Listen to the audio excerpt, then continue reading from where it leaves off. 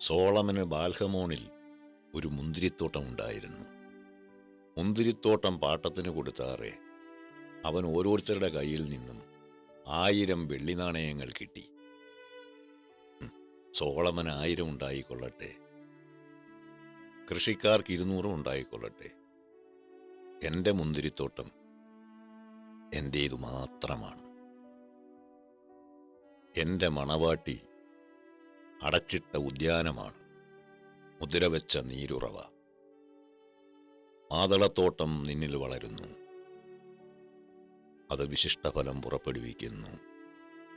മൈലാഞ്ചിയും കുങ്കുമവും വയമ്പും ഇലവങ്കവും സകലവിധ കുന്തിരിക്ക വൃക്ഷങ്ങളും നീറായും എല്ലാ മികച്ച സുഗന്ധദ്രവ്യങ്ങളും അവിടെയുണ്ട്. ഉദ്യാനത്തിലെ ഉറവയാണ് നീ, ജീവജലത്തിൻ്റെ കിണർ, ലബനോനിൽ നിന്നും ഒഴുകുന്ന അരുവി.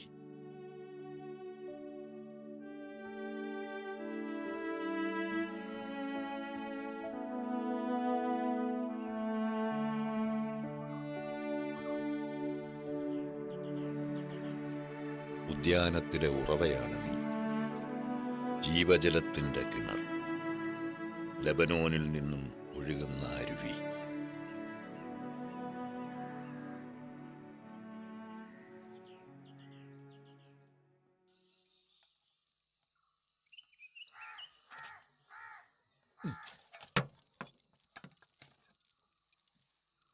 കുറുപ്പച്ച, ഇനി ഇച്ചിരി ഉപ്പും മുളകും കടുവും ഉലുവയും എല്ലാം കൂടെ കൂട്ടി ഒരു കൂട്ടം ഒരുക്കി ഇങ്ങാട്ടെ. ഇച്ചിരി കുടംപുളിയുടെ വേറെ വെച്ചോ. ആയിക്കോട്ടെ, ഇത്രയും മതി കേട്ടോ.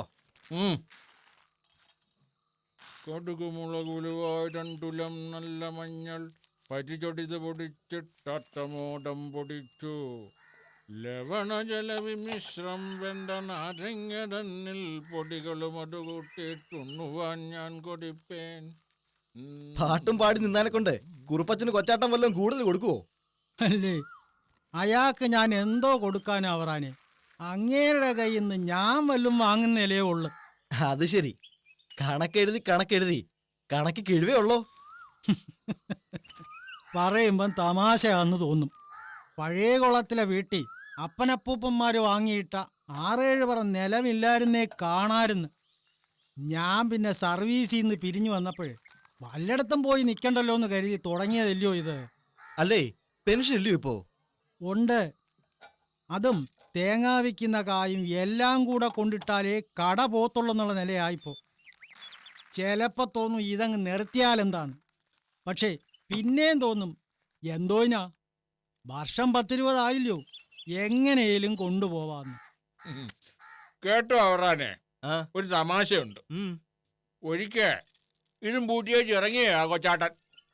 നമ്മുടെ വയലിലെ ഉത്സവം നടക്കുന്ന ദിവസം ഞാൻ ഒരുപാട് പറഞ്ഞു നോക്കി. പൂട്ടിയേച്ച് വീട്ടിൽ പോയിരുന്ന നേരം പോട്ടില്ലെന്ന് വരെയും പറഞ്ഞു. പക്ഷെ വാശിയാ കൊച്ചാട്ടന്. വെട്ടിയാറ്റുകാരൻ ഒരു ഉണ്ണിത്താറുണ്ട് പോലും.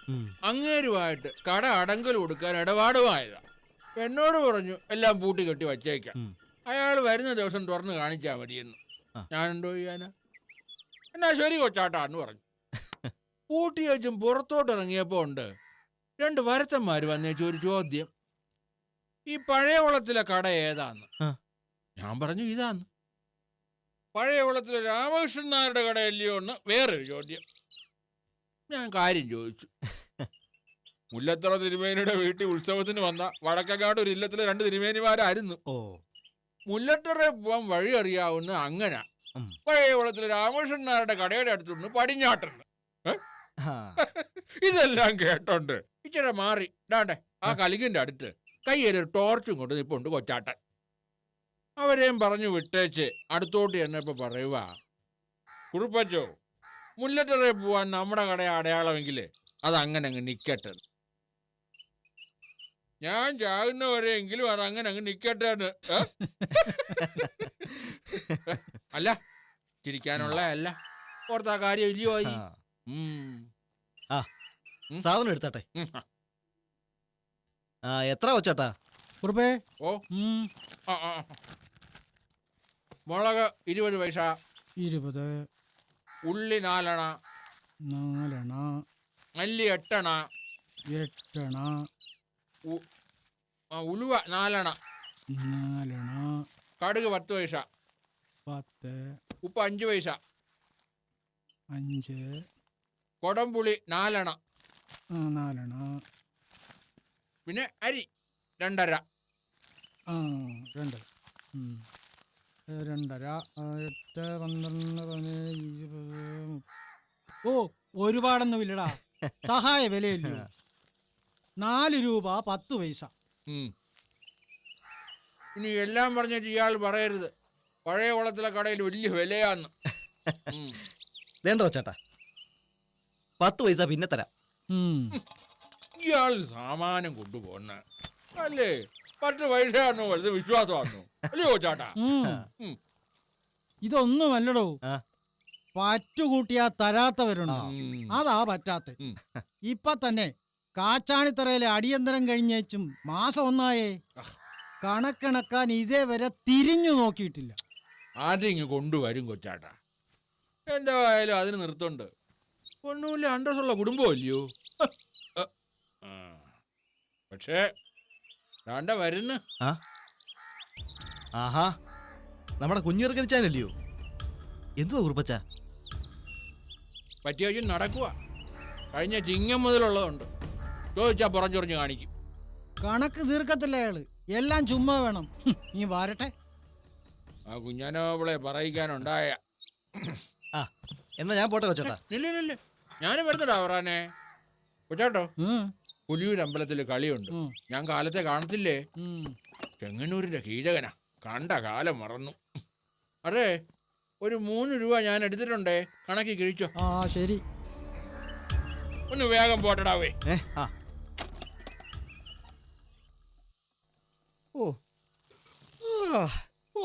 ഒരുമാതിരി മയക്കം വരണം. ചൂടും പുഴുക്കും എല്ലാം കൂടെ മനുഷ്യനെ കൊന്നുകളയെന്നാ തോന്നുന്നത്. ഇയാടെ മയക്കം തീർത്തിട്ടേ ഉള്ളു കാര്യം. കുഞ്ഞേർക്ക കളി എടുക്കല്ലേ. ഇനി ഇയാടെ മുട്ടാപ്പോക്കൊന്നും വില പോത്തില്ല. ഇയാളിന്ന് കണക്ക് തീർത്ത് തരാനുള്ള കാശ് തന്നേ പറ്റത്തുള്ളൂ, അല്ലാതെ വിടത്തില്ല ഞാൻ. ഓ പിന്നെ നില്ലേ, ഇയാള് കഴിഞ്ഞ ചിങ്ങത്തി മുതലുള്ള പറ്റുണ്ട്. ഇയാള് സമാധാനം പറയണം. അതിന് ഞാൻ ഈ നാട്ടിൽ നിന്ന് കുടിയും വിറ്റേച്ചെങ്ങാണ്ട് പോകല്ലയോ സമാധാനം പറയാൻ അല്ലേ? ഇയാൾ പോയാലും കൊള്ളാം, പോയില്ലേലും കൊള്ളാം, എനിക്ക് കായ് വേണം, തന്നേ പറ്റത്തുള്ളൂ. എന്നാ ഇയാളങ്ങ് എടുക്ക് അല്ലേ? മലയാളത്തിലല്ലയോ പറഞ്ഞേ? എന്റെ കായില്ലേ ഇപ്പൊ. ഇയാളെ പിന്നെ എന്നാ കായ് കാണുന്നേ? അറിയാൻ വയ്യ. അറിയാൻ വയ്യായോ? എന്നാ എനിക്കറിയാവടോ ഇയാളുടെ കയ്യിൽ നിന്ന് കായ് മേടിക്കാൻ. എന്നാ ഇയാളങ്ങ് മേടിച്ചേ അല്ലേ?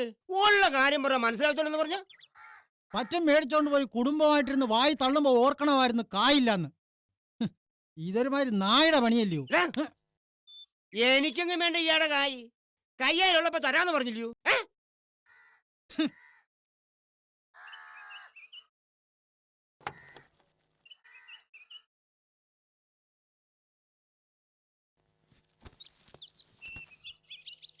ഒരു വീടിയുണ്ട് എങ്ങാട്ടെ, വാ പതക്കുന്നു. വീടി കത്തിച്ചോ.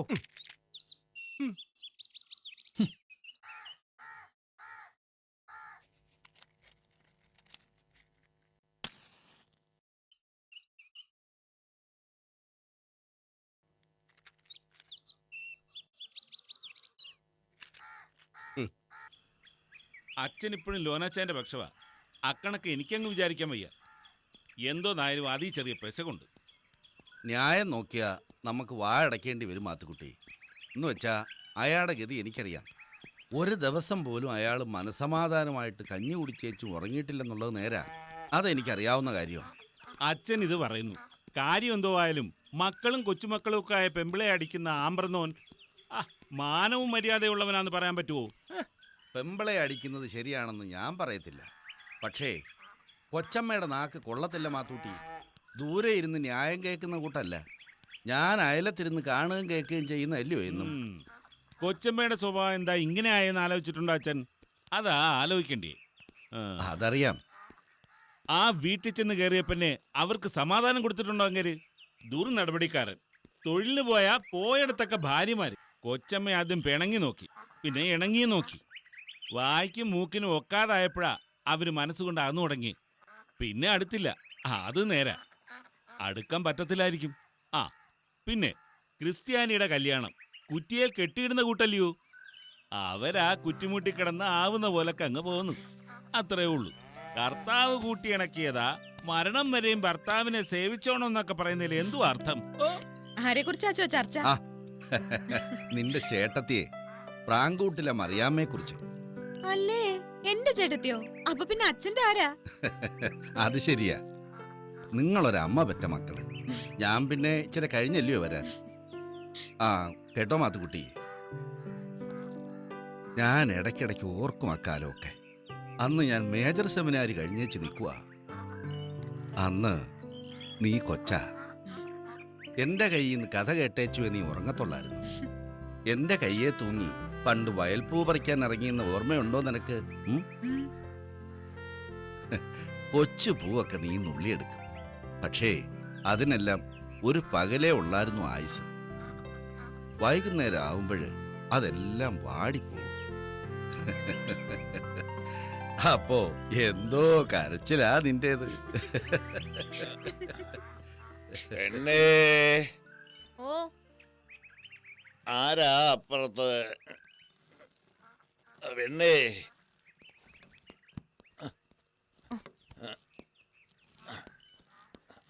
കാർത്തികപ്പള്ളിയിലെ അച്ഛനാ അപ്പച്ച.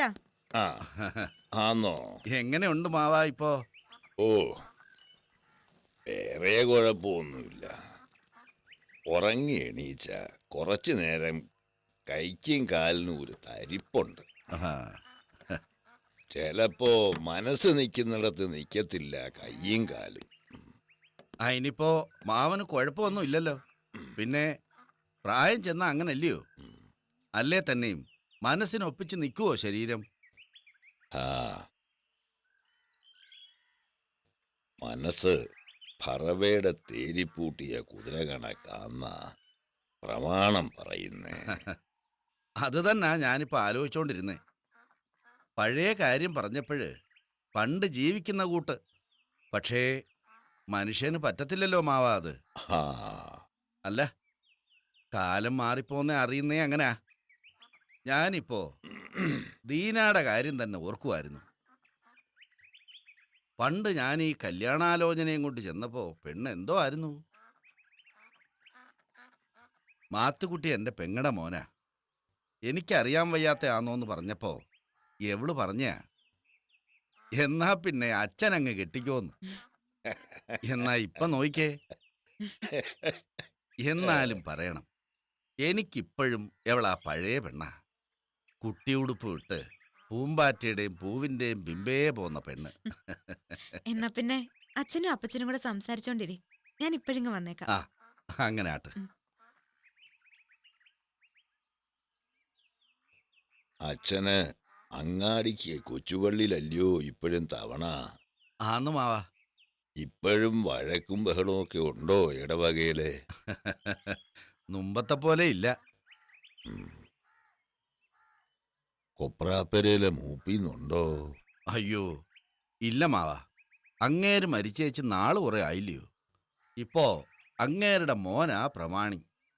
നമ്മുടെ കൊച്ചിടിച്ചാണ്ടി മുതലാളിയുടെ എല്ലാലും മൂത്ത മോളെ കെട്ടിയേക്കുന്ന അയാളാ. അയാൾ കൊച്ചിയുടെ ജെട്ടി പോയോ? എന്തുവാ പറയുന്നേ? അവിടെ എന്തുവാ? നമ്മുടെ കൊച്ചിടിച്ചാണ്ടിയുടെ മോളെ കെട്ടിയേക്കുന്ന ആളാന്നാ പറയുന്നേ. ഓ, ആ മനസ്സിലായി. ഇപ്പൊ പണ്ടത്തെ കൂട്ട് പണക്കാർക്കും കുടുംബക്കാർക്കും ഒന്നും ഇടവക ഭരിക്കാൻ ഒക്കത്തില്ല. കമ്മിറ്റിയിലും മറ്റും പാവപ്പെട്ടവരാ മെജോറിറ്റി. അതുകൊണ്ട് അവര് പറയുന്നതാ ന്യായം. ആ, അതുള്ളതാ. ഇവിടെയും ഇപ്പൊ അങ്ങനെ. ഒന്നോർത്താ നല്ലതല്ലയോ?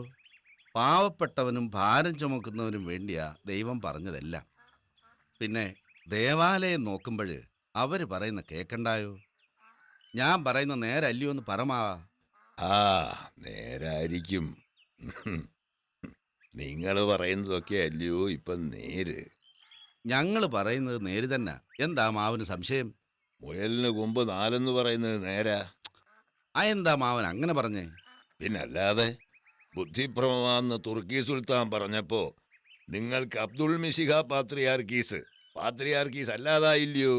പറഞ്ഞതല്ല മാവാ, സുന്നഹദോസ് കൂടി ഹെർമൻ പിൻവലിച്ചു. ഓ അതൊക്കെ താല്പര്യമനുസരിച്ച് നടത്തിയതല്ലയോ? അല്ലേ, ഒന്ന് ഓർത്തു നോക്കിക്കേ. എനിക്ക് ദീനമാന്നും കണ്ട് ഞാൻ മാത്തുക്കുട്ടിയുടെ അപ്പനല്ലാന്നും പറഞ്ഞ് കൂട്ടം കൂടി തീരുമാനമെടുത്താലോ? അതങ്ങനെ ആവൂ? ഓ, അത് തമ്മിൽ പകലും രാത്രിയും പോലെ വ്യത്യാസമുണ്ട് മാവാ. ഓ ഒരു മഹാസഭയുടെ ആത്മീയ മേലധ്യക്ഷന്റെ കാര്യമാ പറയുന്നേ. സഭാചരിത്രം നോക്കിക്കൊണ്ടാട്ടെ. ഓ ഓ മുടക്കാനും വാഴിക്കാനും ഉള്ള അവകാശം എന്നും സുന്നഹദോസിനാന്നേ. മാർ അബ്ദുല്ല പാത്രിയാർക്കീസിനെയും സുന്നഹദോസ് വാഴിച്ചതാ. വട്ടശ്ശേരി തിരുമേനിയെ മുടക്കിയത് അധികാരമുള്ള സഭാമേലധ്യക്ഷനാ. ആ ആ അധികാരം കൊള്ളാം. സുന്നഹദോസ് കൂടി തീരുമാനമെടുത്താ അതിന്റെ പുറത്ത് കയറി ആളുകൾ കയറി കെട്ടി ഞാൻ നാദം കൂനിപ്പോവും. കൂനം കുരിശി പഠിച്ചല്ലയോ നമ്മളെ? അതാ പറഞ്ഞ് നമ്മൾ കൊടുത്ത അധികാരമേ ഉള്ളൂ, അല്ലാതെ എന്തോ അധികാരമാന്നാ? അല്ലേലും എപ്പോ വന്നാലും അപ്പച്ചനും അച്ഛനും കൂടി ഇങ്ങനൊരു തർക്കം ഉള്ളതാ.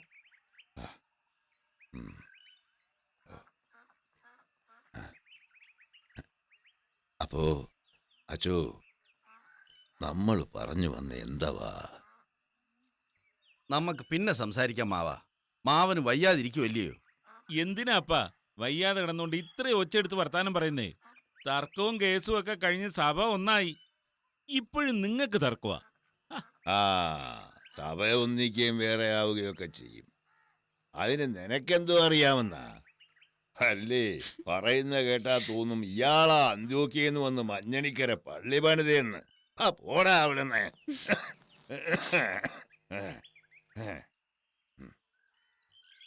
മാവാ, നമ്മൾ ഒരു കാര്യം ആലോചിക്കണം. ഇസ്രായേൽ ദൈവത്തിന്റെ കയ്യേലായിരുന്നു. അത് രാജാക്കന്മാർക്ക് വേണ്ടി നിലവിളിച്ചത് തന്നെ ദൈവനിഷേധമാ. അല്ല, മാവൻ എന്നേക്കായും വേദം അറിയാവുന്ന ആളാ. ആ കർത്താവ് വിചാരിക്കാത്ത ഒരാളും അധികാരത്തിൽ വന്നിട്ടുമില്ല. അധികാരം കർത്താവിന്റെ ഇംഗിതത്തിലാ നടക്കുന്നേ. അല്ലേല് സാവൂളിന്റെ അടുത്തുനിന്ന് അധികാരം ദാവീദിന്റെ ശിരസിൽ ചെന്ന എങ്ങനാ? അമ്നോനും അബ്സലേമും ഒക്കെ ഉണ്ടായിട്ടും പിന്നെ രാജസ്ഥാനം ഊറിയായുടെ ഭാര്യ ബത്ശേബയിൽ ദാവീദിന് ജനിച്ച ആരും കാണാത്ത സോളമന്റെ തലയിലല്ലയോ വന്നു പെട്ടേ? ആ അതാ പറഞ്ഞേ. പിന്നെ മോശയുടെ ഉടമ്പടി ലംഘിച്ച് പുരോഹിതന്റെ വൃത്തി രാജാവ് ചെയ്യാൻ പോയപ്പോഴ് ഉസിയായെ കർത്താവ് കുഷ്ഠരോഗിയാക്കി.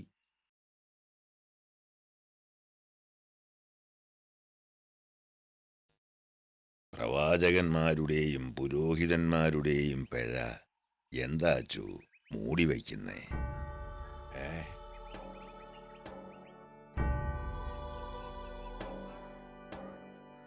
അഹ്റോന്റെ പുത്രന്മാരായ നാദാബും അബീഹുവും കർത്താവ് ഇച്ഛിക്കാത്ത ബലി അർപ്പിച്ചതിന് അവിടുന്ന് അഗ്നിയായിട്ട് വന്ന് ബലിപീഠത്തിനടുത്ത് വെച്ച് അവരെ ദഹിപ്പിച്ചില്ലയോ?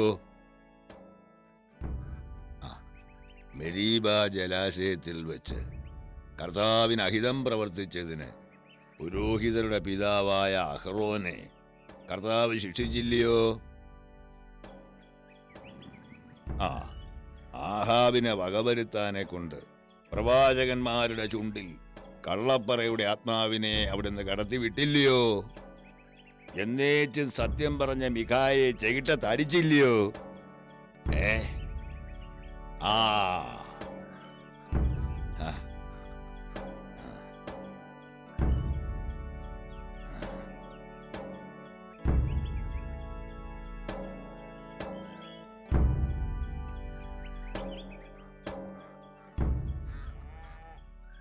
എന്തവാ മാവാ പറയണ്ടേ? എന്നാലും നീതിമാന്മാരുടെ നീതി അവിടുന്ന് തന്നെയാ നിശ്ചയിക്കുക. പാപികളുടെ പാപവും അപ്രകാരം തന്നെ. മനുഷ്യര് മണ്ണീന്നുണ്ടായതാ. അവൻ മണ്ണി പൊടിയായിട്ട് തന്നെ ചേരുകയും ചെയ്യും. അതിനിടെ വേർപ്പ് തുള്ളി ഇറ്റി വീഴുന്ന കൂട്ട് ഒരര നാഴിക നേരം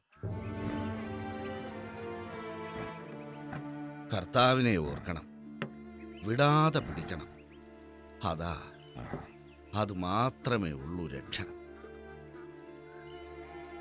എന്താച്ചു ഈ മനുഷ്യരിങ്ങനായി പോന്നേ? മുന്തിരിവള്ളി ഞെരിഞ്ഞില് പിടിക്കൂ, അത്തിമരം കായ്ച്ച കാഞ്ഞിരക്കായും കാടുമായിരിക്കും അല്ലയോ?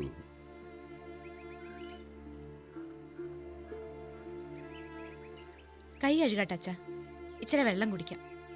അപ്പച്ചനായിട്ട് വർത്താനം പറഞ്ഞാൽ നേരം പോകുന്ന അറിയത്തില്ല. അല്ലേ, വെള്ളം കുടിക്കാനെ കൊണ്ട് കൈ കഴുകുന്ന എന്തോയിനാ?